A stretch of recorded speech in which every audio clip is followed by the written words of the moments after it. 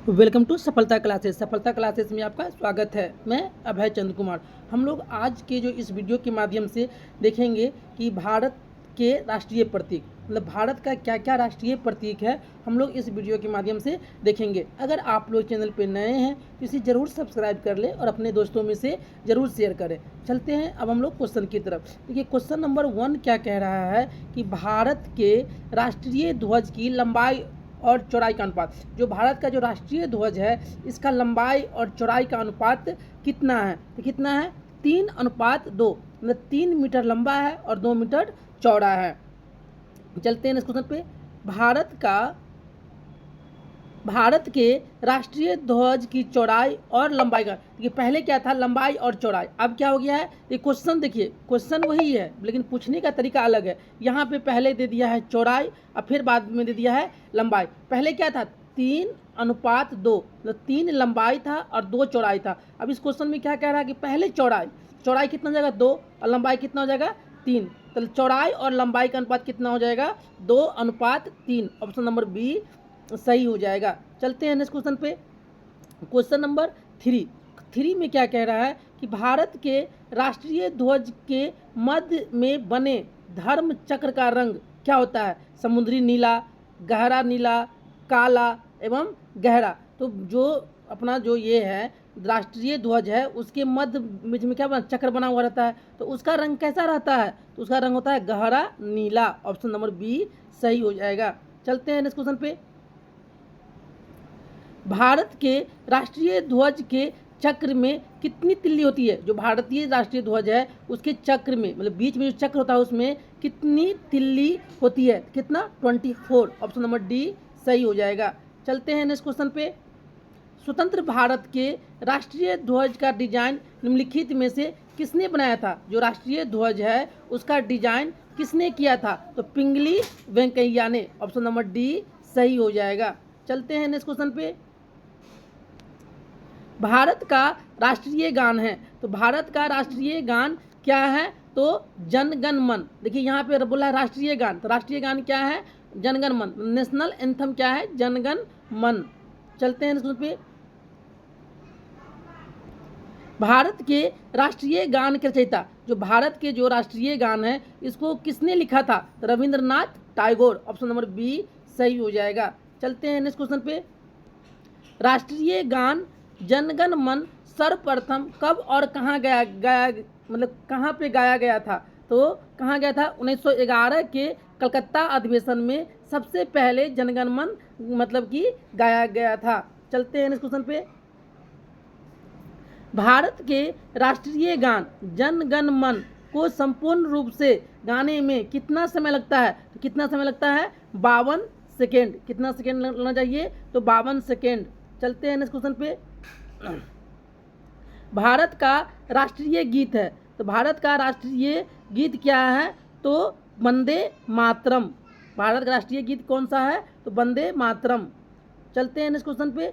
भारत के राष्ट्रीय गीत के रचयिता, जो मतलब कि जो वंदे ये है वंदे मातरम है, इसको किसने लिखा था? तो किसने लिखा था? Bankim Chandra Chatterjee. Option number b सही हो जाएगा। चलते हैं नेक्स्ट क्वेश्चन पे। भारत के राष्ट्रीय गान की अवधि, देखिए राष्ट्रीय गान है कितना है? 52 सेकेंड। और राष्ट्रीय गीत की अवधि कितना है? तो 65 सेकेंड। जो राष्ट्रीय गीत है हम लोग कितना देर में गाएंगे? 65 सेकेंड में।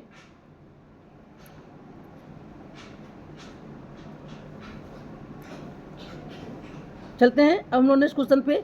भारत का राष्ट्रीय गीत वंदे मातरम सर्वप्रथम कब गाया गया था? तो ये कब गया था? 1896 ईस्वी में। चलते हैं नेक्स्ट पे।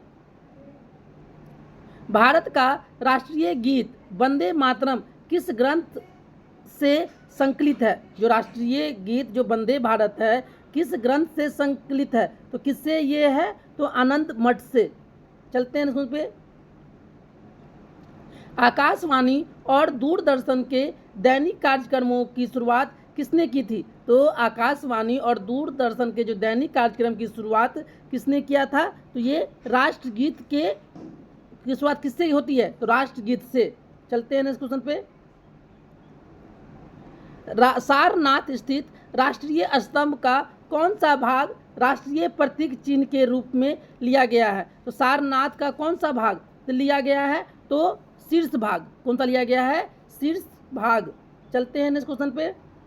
भारत के राष्ट्रीय प्रतीक में निम्नलिखित में कौन सा पशु दृष्टिगत नहीं है? तो कौन सा नहीं है? दृष्टिगत है तो ये हिरन।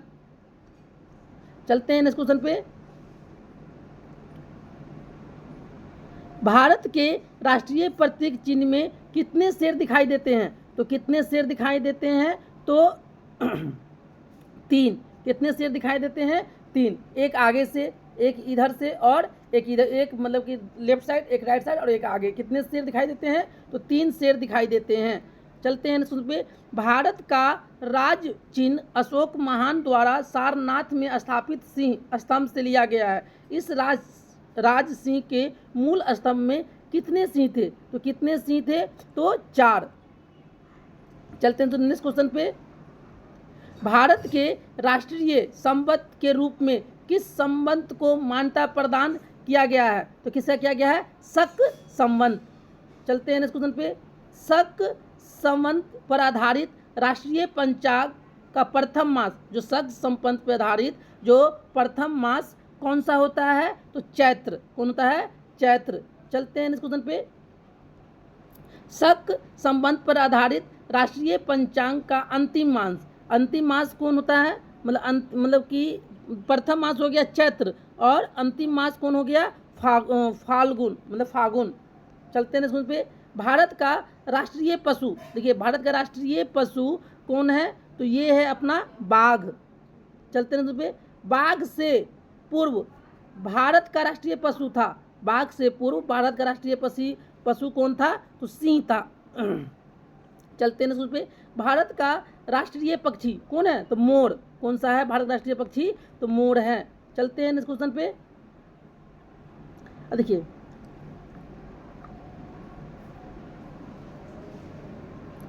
पक्षी, देखिए यहाँ पे हाँ मयूर है ना, मोर की जगह क्या दिया? मयूर। भारत का राष्ट्रीय आदर्श वाक्य क्या है? तो भारत का राष्ट्रीय आदर्श वाक्य क्या है? सत्यमेव जयते। भारत का राष्ट्रीय आदर्श वाक्य क्या है?